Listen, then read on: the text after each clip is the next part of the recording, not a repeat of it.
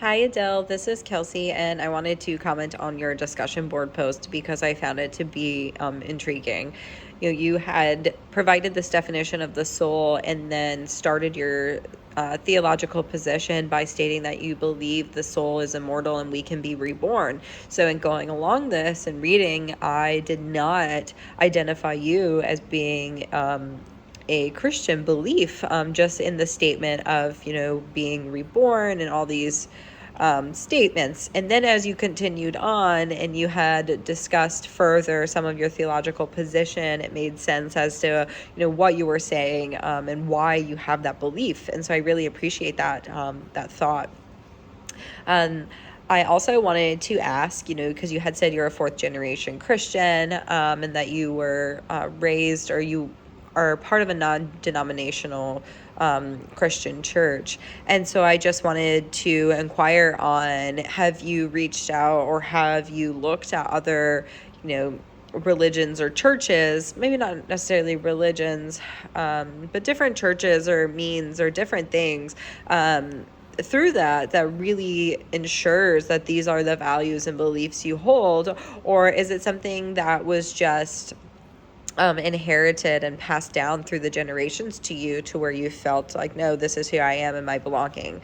I know for me, I grew up with atheist father and a Protestant mother, and then my family members were part of Catholic churches, so I was immersed in different beliefs, and then that is how I found myself to becoming a non-denominational Christian, is through these different beliefs and different experiences that I had. So I just wondered about your experiences, and if it was just the generational aspect of being a Christian, or what other different experiences you have lived through to make yourself known as this non-denominational Christian. Another aspect that you talked about is your relationship with God and it being this roller coaster. And I really appreciated that, because I believe, that is how many people of faith are, is that it's never a very linear journey, and that it is definitely an ever revolving roller coaster, and it has turns and twists and so forth. And I really appreciate that you stated that you feel his presence in your life during all of these times.